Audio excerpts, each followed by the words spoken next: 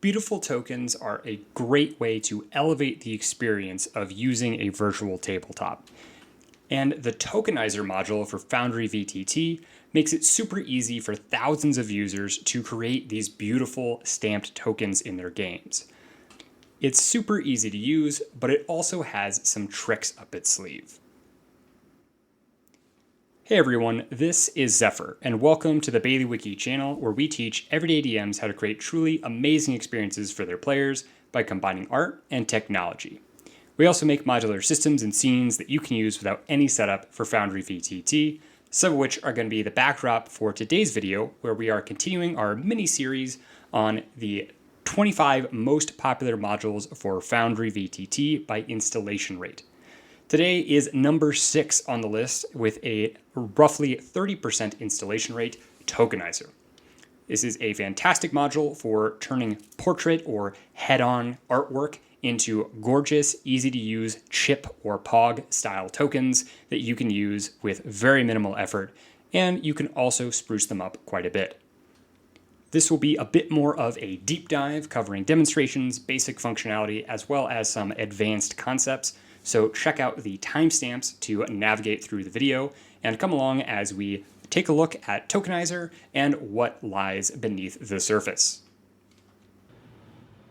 As we saw already from some of our demo pieces, there's a lot you can do with Tokenizer, but the basic functionality is going to be customizing the tokens that you're using for VTT. The simplest application here is if I bring out this adult or ancient black dragon from D&D 5e here, and I want to take this square looking portrait and make it look a little more like a chip token or like a POG token. Then if I go in and open up the character sheet and I go to edit the portrait, it's going to open up this Tokenizer menu. And within this, you'll see that there are some default settings already established here. The default is going to have only the token set to modify, so no matter what I do, I can't interact with the avatar section. I have to click on this modify up here if I want to change that. And it's also going to have the token set as a paste target. For the images, here it's pulling from the token image that was already assigned here and giving us some options, but you can also provide additional images as layers here. You can use an image from your Foundry server if you want to go through and pick a file. You can add a color layer, which is, as the name suggests, just a background layer that only has color on it. You can upload a file from your computer. You can grab a web link, or you can source from the avatar image. So if you click Use Avatar Image, it's going to just paste in a new layer with that. Notably, if I have the avatar image set so I can modify it, and I rotate this a bit just so it's really obvious, if I use the Add or Use Avatar Image option, it's going to obey whatever transformations I've made to the avatar. So you can use that to make some changes to the avatar or portrait image and apply them to your token, giving you some nice consistency there if that's what you're looking for. The reason why we have the paste target here is because this also supports drag and drop. So you can grab a file from your computer and you can simply drag it over here and it will add a new layer. So if I take this option from Ventress, it will add a new layer, and I just drag that over from my file browser on my computer, and you can do that nice and easily. I personally prefer to have things already organized in different locations, but it's up to you. And it's also worth knowing that when you drag and drop this here, this is kind of a temporary cached image right now. You don't actually upload this into the server.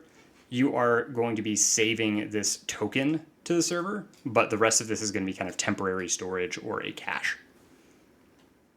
Going ahead and deleting this extra layer that we added in here, the basic functionality is super easy. This is a great way to use it really fast and efficiently if you have a lot of images that are just kind of either these portrait or these like front-on looking views, and you want to have this nice definition here on the frame.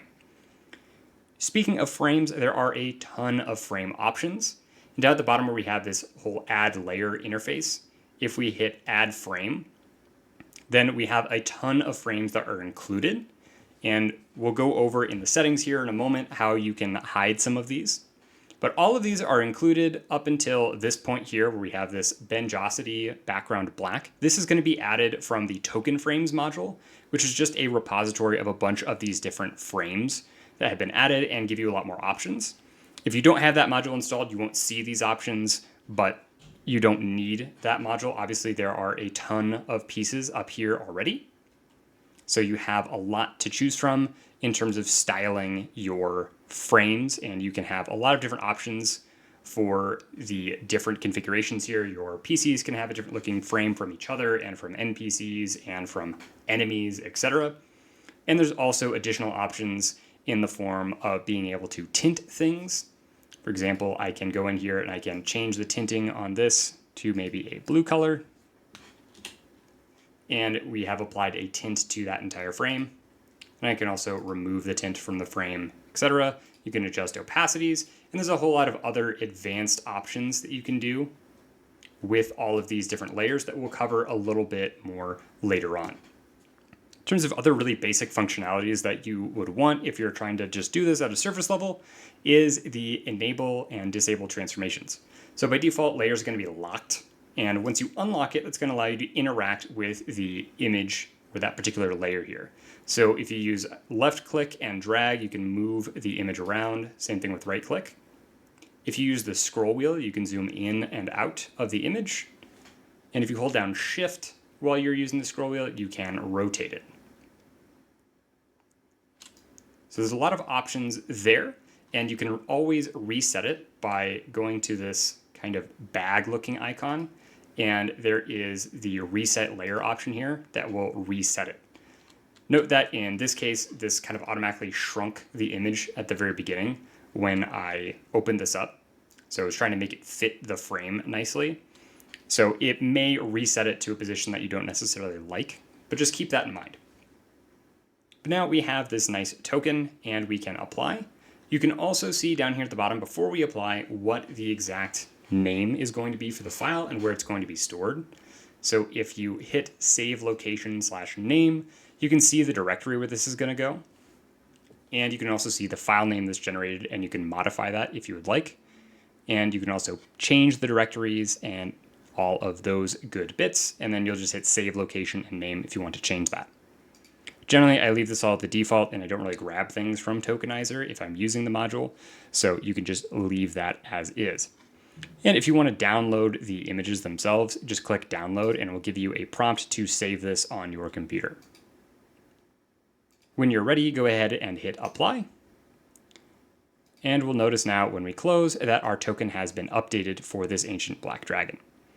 Now that was an individual dragon. As we can see, the original portrait is still here. So if you want to have this affect all of them, then you just need to make sure you're editing from your sidebar. That way it'll update the actual prototype token. So that's the super basic functionality. One thing to call out here is if I go to edit this portrait, we'll notice now that we have an additional frame. That's going to be our default frame around the outside of it. And we also have the image that we actually created just a little bit ago saved here as our image. So whenever you hit apply, it's basically clearing this temporary cache of things and is going to be saving it as a hard image that we're using going forward.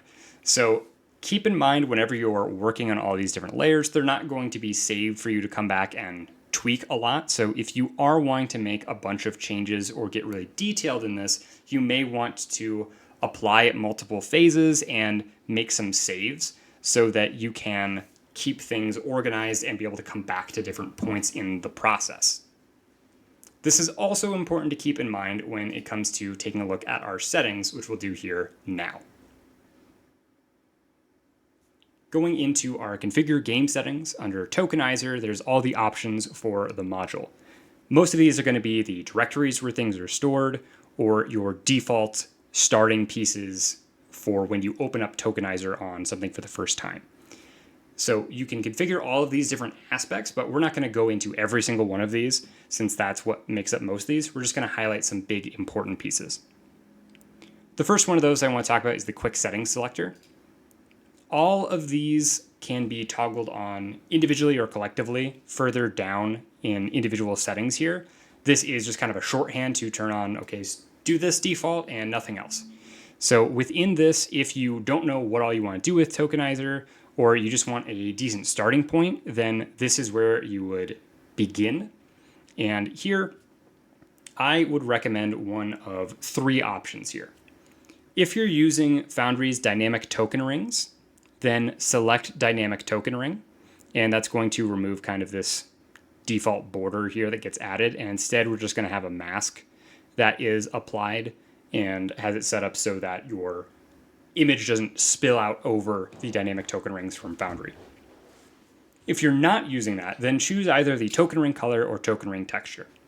What those are going to do is it's going to give you your starting image, whether that's the placeholder mystery man image or something already on your token. And then it's going to give you a frame above that, and then a color or texture, respectively, for the final layer.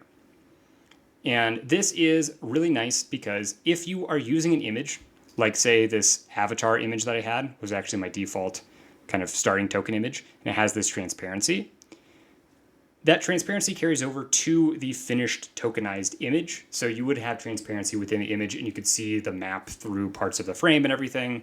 So I would highly recommend having some kind of background, because also you'll notice here that we have an image with a background and we're not able to see that texture behind it. So you still won't see the background if you don't need it, but if you do need it, it's already there for you. So that's why I would recommend choosing either the color or background if you're not using dynamic token rings.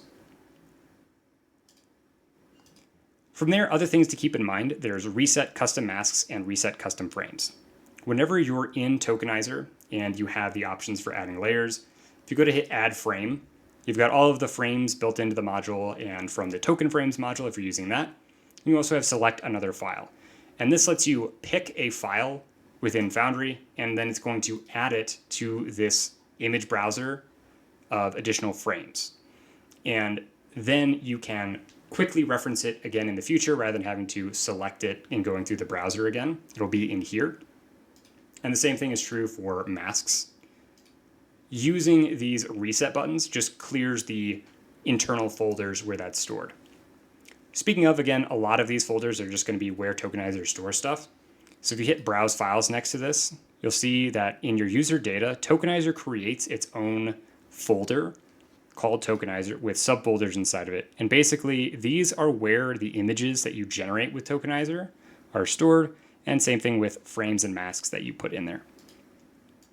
You can also manually put the frames and masks that you want to use inside of these custom folders if you would prefer. So here we have add a frame to the token when opened. This is going to be, again, one of those 2 recommended settings that I had, where it's going to give you a frame plus something else. So if you have this on, that's going to create this layer here, and you can choose whether to have that on or not. This only pops up whenever you open Tokenizer. If you're just looking at the image, it's not going to automatically add these frames, etc. So when you have that, you can then specify what you want to be your default frames and the directory as well. There's also a frame tint mode, and if you do that, it's going to change, instead of using different images for all the frames, it's going to specifically use one image that's going to be a desaturated image, so it's going to be something white and black, and then it's going to have some color tinting applied to it to give that color. So for instance, over here with my dragon, I can go ahead and delete that, and I can add a new frame. We can use the default tint frame, and so we've got the gray here, and you would just specify what tinting you wanted for the different token dispositions.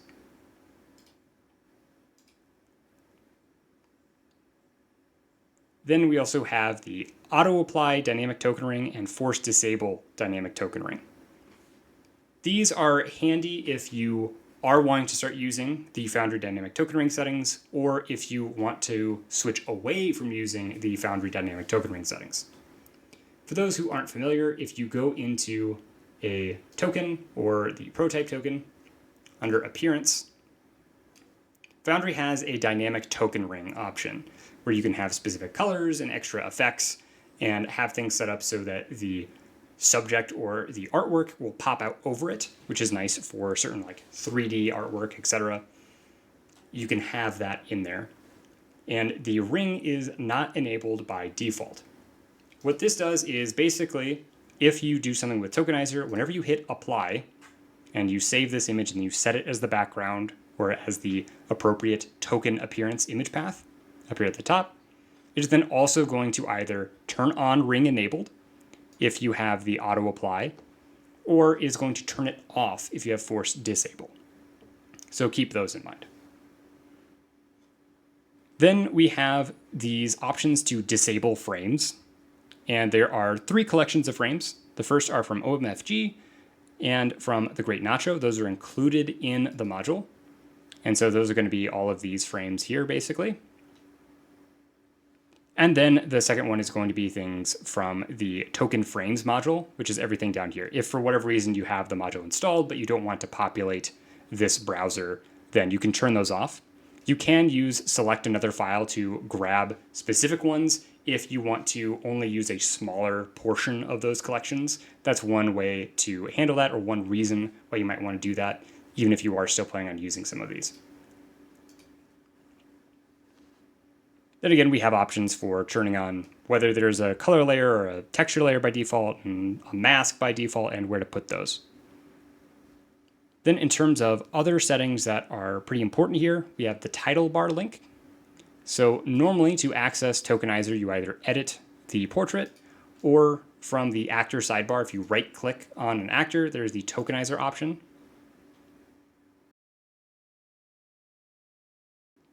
Having this title bar link on adds a Tokenizer option up here to use to open it versus the avatar. It doesn't disable the avatar option. That's actually the next click down, which is disable avatar click. So typically when we have this in edit mode and you go to edit a portrait, that opens up Tokenizer. You can then change it from, instead of left click, requiring shift click to open. And then worth noting, the default setting is to be using the avatar click. If for whatever reason you want to manually change the image away from an avatar that was generated with Tokenizer, etc., you can use shift click to just open up the regular file browser.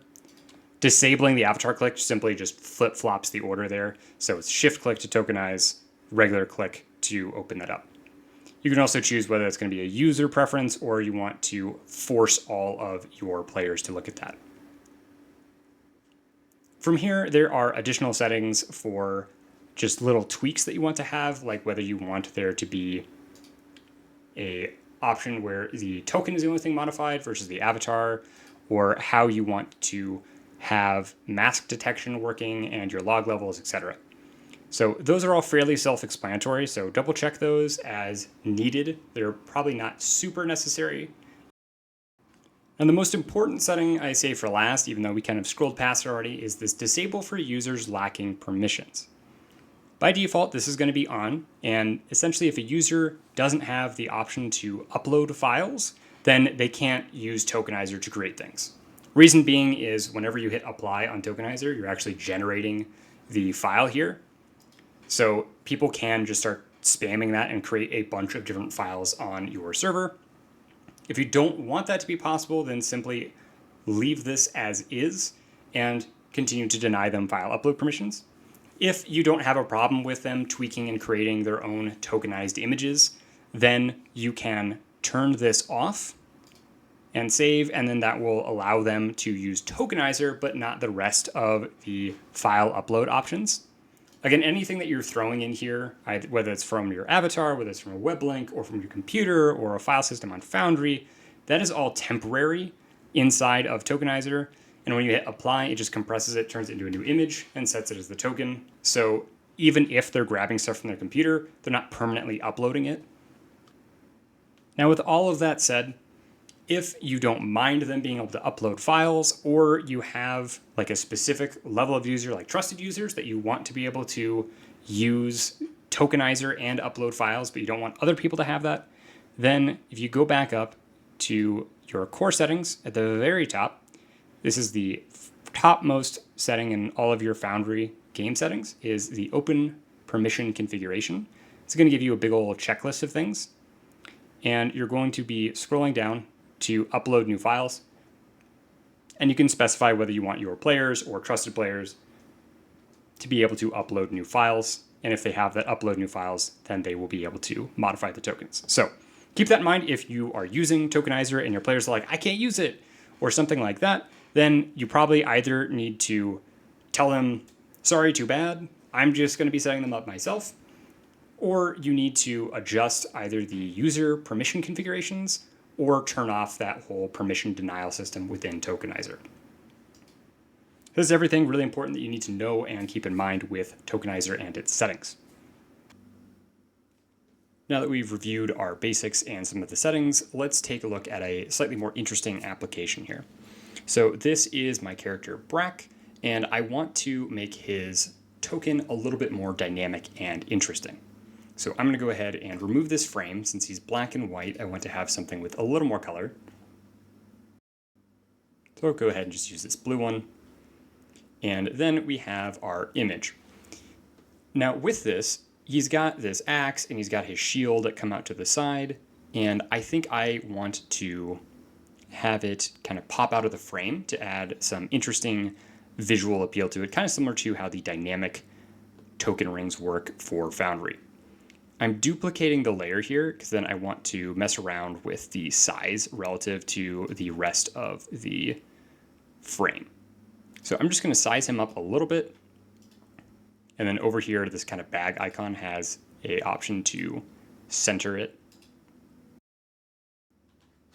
And then when I'm happy with that, I'll go ahead and lock it. Now here, I'm going to delete that original layer just so that this is exactly lined up. And we'll put our new one further down.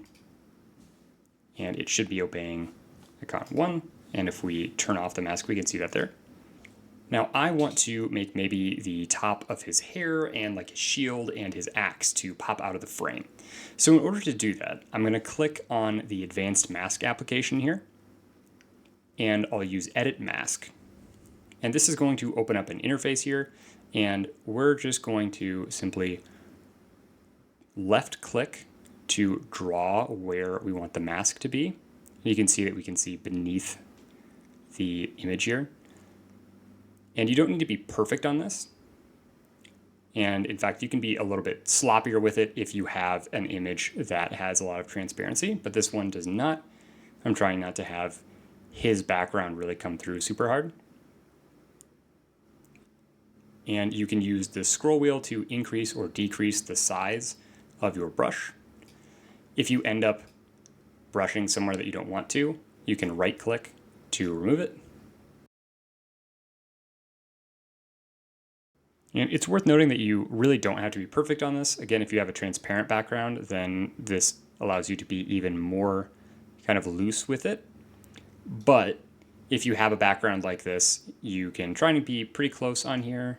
And if you find later that you're not actually following the lines perfectly and you need to adjust it, you're going to be able to do that. We'll go ahead and hit apply here.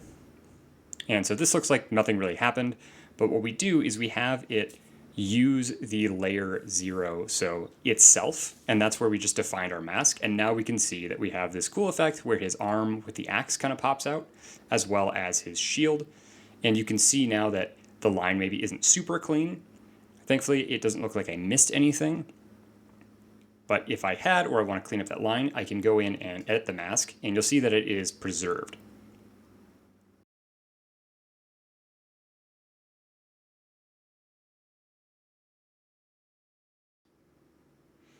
And so we've cleaned up the line a little bit here and it looks a little bit better. So you could spend as much or as little time as you want on that to make sure that you get it nice and filled in. But it adds this really cool dynamic effect and especially allows you to kind of differentiate a little bit. If you have similar frames across different types of tokens, you can have your PCs really stand out by having their important identifying kind of pieces of equipment stick out. You can also have, if you have a collection of enemies, maybe your boss really stands out because he has things that extend beyond the frame, unlike all of the little minions, etc. So this is a relatively easy and straightforward way to modify this token a little bit more and just generally make it look a lot more interesting for not a ton of work. Worth noting is while we can edit this mask while we're in here, as per usual with Tokenizer, once we apply and save this, we're not going to be able to go back and edit these layers. We're going to have to start back over. So really try to get this as correct as you can from the get-go, or work in layers and save them as you go.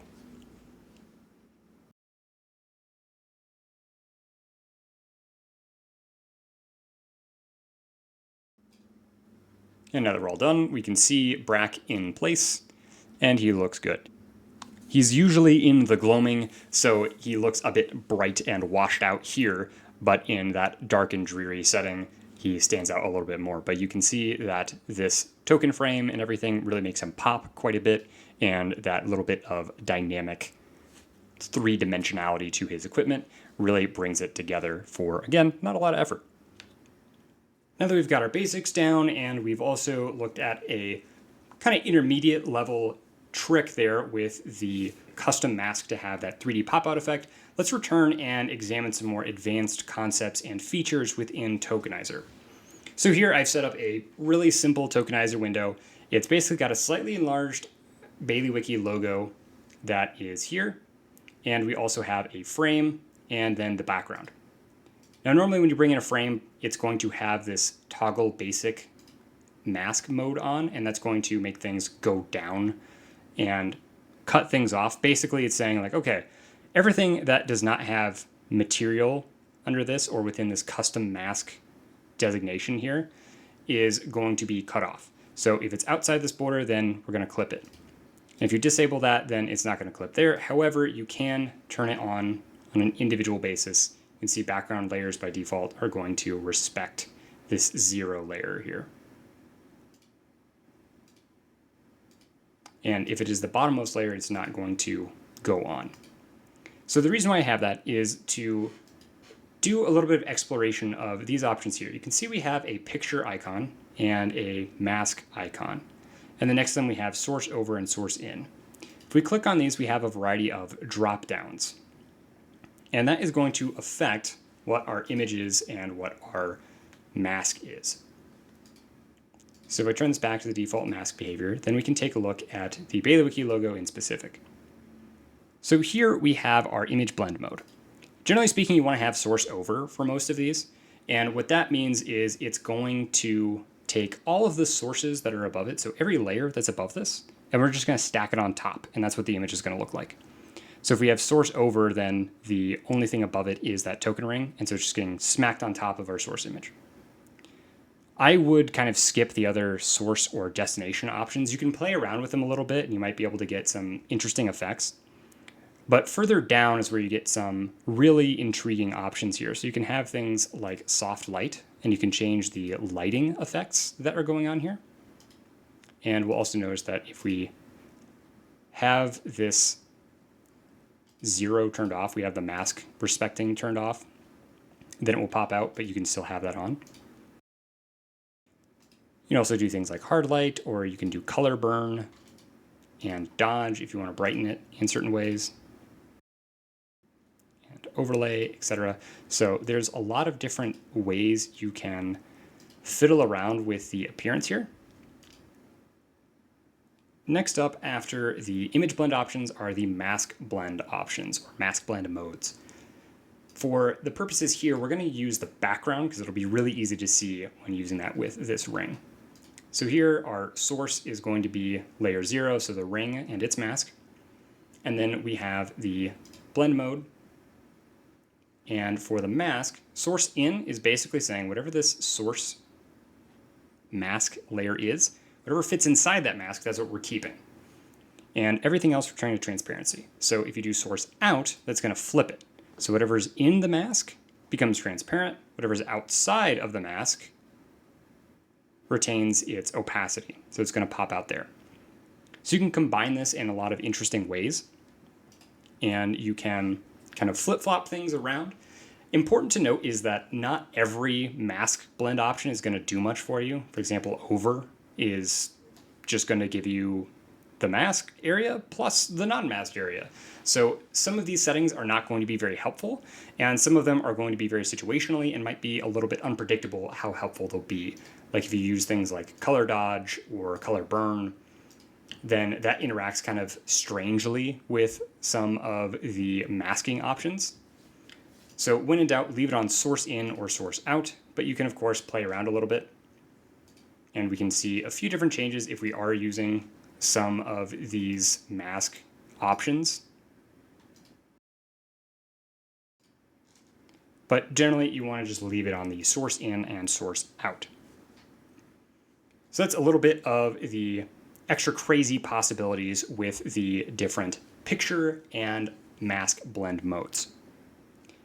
The next kind of advanced feature to take a look at is changing colors. So you can add transparency to colors, and we can go ahead and grab with this. When we click on that, we're able to hover over here and do say black. And then now we've made something transparent. So you can also use this option rather than the full magic selector in order to change things around. You can also adjust the threshold for color matching. And you can further kind of change and morph the aspects of the image using that. Having reviewed some of those advanced principles, let's take a look at putting those together and a few other features that we have. So here I have another character named Alma, and we're going to set up the token. Just like with Brack, we'll use the avatar image to bring her in, and we will make some adjustments. You probably want to size her up just a little bit. And we can also remove the old frame and put in a new one. Then here I want to make this background transparent. So if I click on what looks like the eyedropper here, there is an option for use the magic lasso.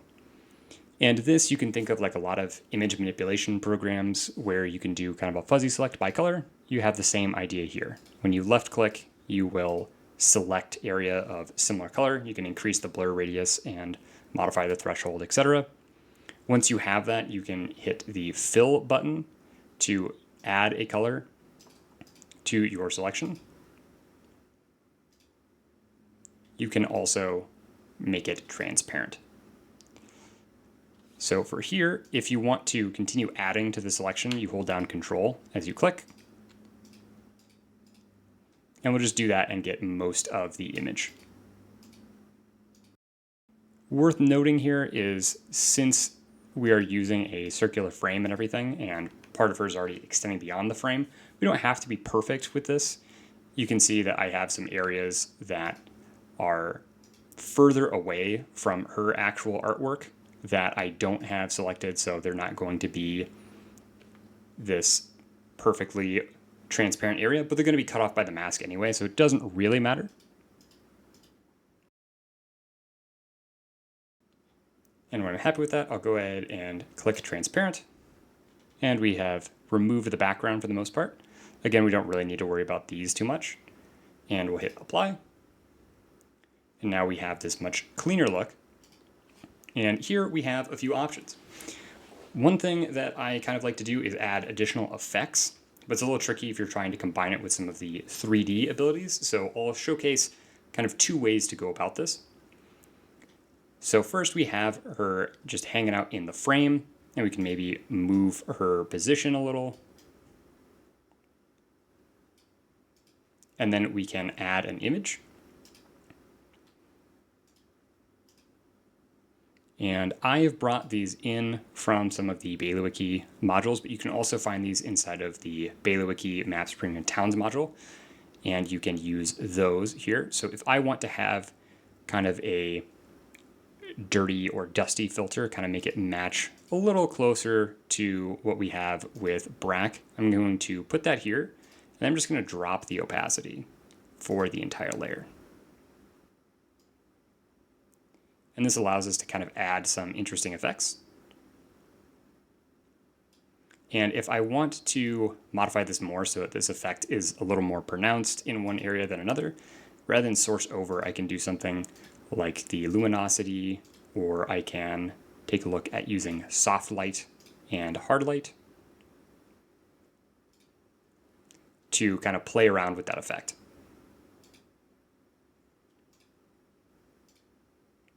Similarly, if I wanted to, I could also use, say, darken for the artwork for Alma herself as well, but I think I'll probably just leave that at source over. So you can use this to create some varying effects and add some layers. So this is a cool way to add some extra effects. If you want to, you could also apply this to the avatar, essentially, using this layer here, and then bring it over. That's also absolutely a thing that you could do, and combine this together. So as an example, so then if I have my avatar like that, I can go ahead and hit use avatar image and I'll bring it in. And we'll just hide these for right now. We'd see that when we are using these effects, it's a lot harder to grab all of the things that you might want. Kind of remove these extra pieces. So I have gotten everything that's like close to her, and we can even expand this a smidge just to make sure there's nothing down here.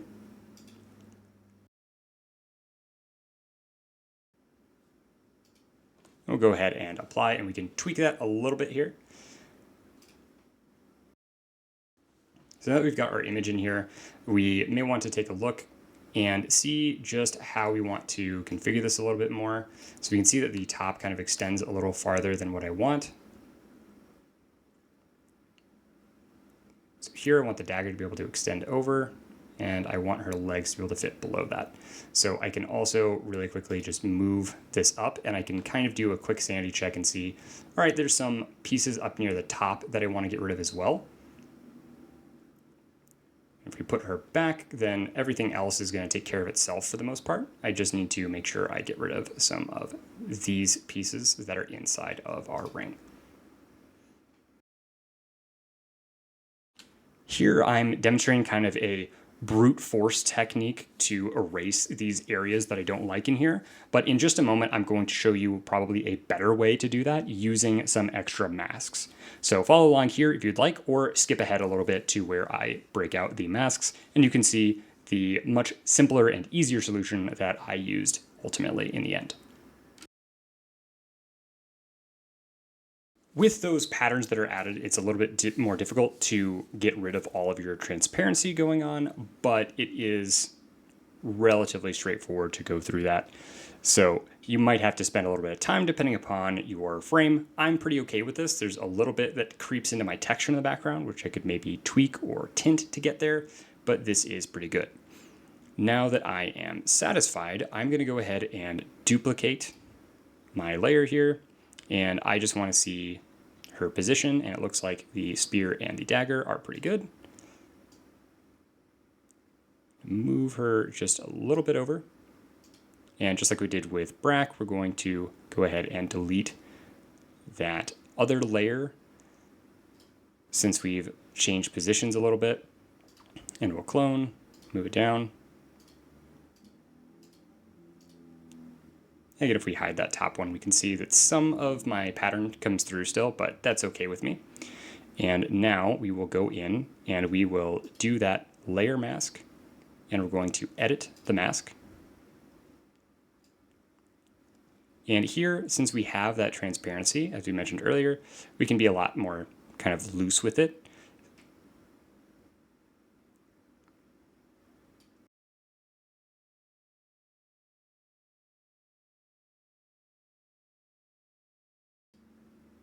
And once we reference itself, then we have this nice token where we have clearly made a transformation to the original image, where we have that kind of filter effect over top of it. And we then have the 3D effect of the dagger and her spear sticking out. Now, let's say that I really was bothered by this background, or you have something that's really hard to get rid of, then an alternative method here is to modify our masks a little bit. So I'm going to go in and I'm going to edit the mask for actually my lower down layer. And here I'm going to include her legs and her kind of kilt here. And then I'm going to just make sure that between my upper mask and this particular mask, that everything is covered.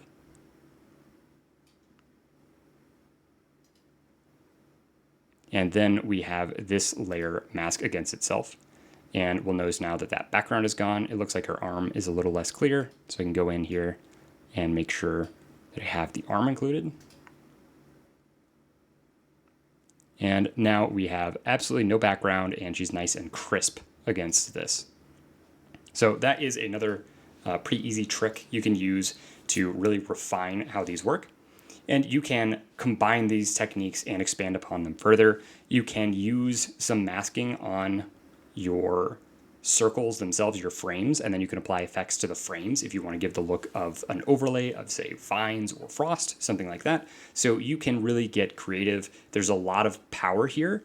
Now, it is worth admitting here that there's a lot of power within Tokenizer and allows you and your players to really customize tokens.